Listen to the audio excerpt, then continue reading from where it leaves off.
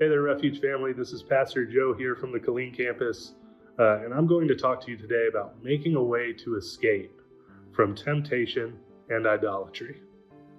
So our scripture for today is 1 Corinthians chapter 10, verses 6 through 15, and I encourage you to go through and read it, study it, etch it on your heart, because this is some really good, really deep stuff. What it's talking about here are things that happened back in the book of Exodus, right? These are the very same people who had been led out of Egypt by God through Moses. They woke up to manna in the morning. God provided quail or meat for them every night. They were literally following God in a pillar of cloud or fire every single day, and yet they still fell off.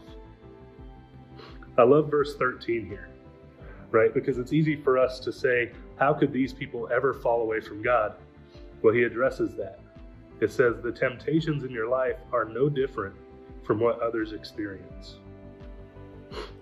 It says in Exodus that these people were tormented with thirst. They were attacked while they were on their right path, and their desires for sustenance and safety outweighed their faith in God. And I think that's something that most of us can probably relate to if we're being honest. It's not always outright bad things that become idols in our lives.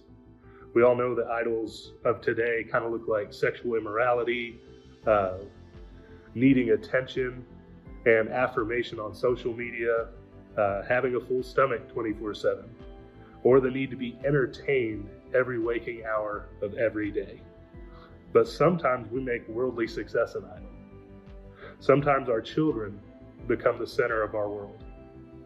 We become so obsessed with these things that we lose sight of God and His plan. Webster's dictionary defines an idol as an object of extreme devotion. It makes sense that in verse 14, Paul states, "So, my dear friends, flee from the worship of idols," because that's what we need to do. We need to escape those temptations and idols because ultimately they don't fill us. They satisfy us for a little bit, but a lot of times they leave us empty or worse than we were before we ever got into them. The truth is, we all run the risk of having some type of idols in our lives. If we aren't careful, we can end up caught in things that we can't escape ourselves, or we don't see the need to escape in the first place. So here's 2 steps to being able to escape from temptation and idolatry.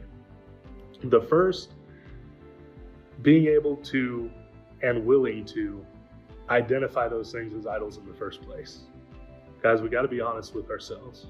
We have to be able to evaluate if I put something above God. Accountability plays a huge part here too, because if I've got a battle buddy, I'm kind of relying on that person to help me identify these things before they become an issue. It's hard to do that alone.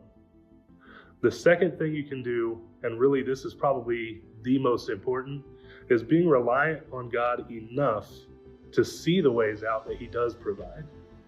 So how do we become reliant on God? We read His Word, we spend time with the body, we make time to do good deeds, we give God praise and honor constantly, we worship constantly. If you make God the priority in your life, you'll see things clearer in every other part of your day. Those things that were so important before pale in comparison to God and His calling on your life. If He wants you to have those things, He will allow for them. If He doesn't want you to have those things, He'll get rid of them, either from conviction or something will happen to where you don't even have time to do those things anymore. All God asks is that we have faith in Him. And Scripture says, and God is faithful. He will not allow the temptation to be more than you can stand. When you are tempted, He will show you a way out so that you can endure. Guys, we serve a God that wants you free from idolatry, victorious over temptation, and made stronger through your trials. When life gets real, when life gets messy, turn to Him and God will make a way. May God bless you.